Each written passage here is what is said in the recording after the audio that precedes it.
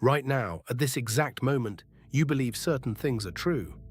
You have opinions about politics, about your government, about what's happening in the world. But here's the question nobody asks. Where did those opinions come from? Did you form them yourself? Or were they formed for you by someone you've never met, in a boardroom you'll never enter? Today we're going to pull back the curtain on the most powerful system ever built. Not a weapon, not a bomb, but the system that controls what 8 billion people think. The most powerful weapon ever created is not a gun. It is a narrative. The story you're told about the world shapes everything. How you vote, who you trust, what you fear. And someone is always deciding what story you hear. In 1983, 50 different companies controlled 90% of all American media. By 2023, that same 90% is controlled by just 6 companies. 6. News Corp, Disney, Comcast, Warner Brothers Paramount, Sony. The newspapers you read, the news channels you watch, the movies that shape your values, the music on the radio. 6 companies, 6 boardrooms, 6 sets of interests. And those companies have shareholders. And those shareholders have politicians. And those politicians write the laws. It's not a conspiracy theory, it's just business. But it goes deeper than just media companies. Because even if you don't watch TV, even if you've cut the cord, you still have a phone in your pocket. And that phone has apps with algorithms, YouTube, TikTok, Facebook, Instagram, Twitter.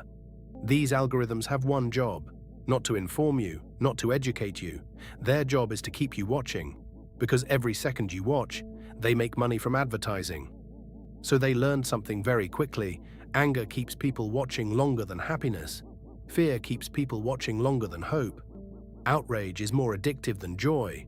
So the algorithm feeds you more of whatever makes you angry, more of whatever confirms what you already believe. This is called the filter bubble. You don't see the world anymore. You see a version of the world carefully designed to keep you emotionally activated and scrolling, while you're sitting there angry at people who vote differently to you, angry at people of different religions, angry at immigrants, at elites. The people at the top are not angry at each other at all. They're having dinner together, investing in the same companies, sending their children to the same schools. The culture war is not happening between the powerful. It's happening between the powerless. A divided population is easier to control than a united one. I've seen this before, not on TV, in real life. In Afghanistan, I watched politicians divide people by tribe, by ethnicity, by region, until the country was too fractured to stand. The method is the same. Only the labels change. So what do? First, recognize the game.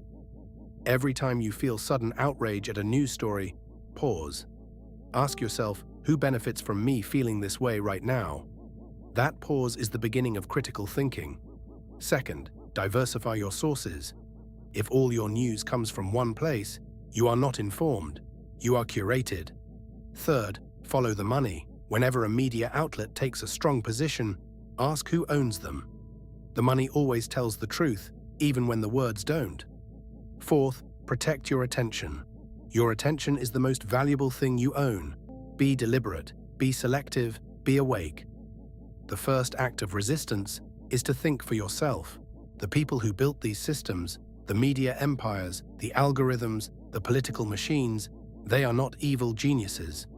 They are just people following incentives. And the incentive is profit. And attention is the product.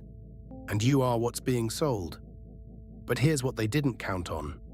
People like you, who ask questions, who notice when something doesn't feel right, who refuse to just scroll and accept. That instinct, that refusal, is rare, and it's exactly what the world needs more of. If this made you think, share it with one person who needs to hear it. This is Echo of Dreams. Think deeper, see further, live truer.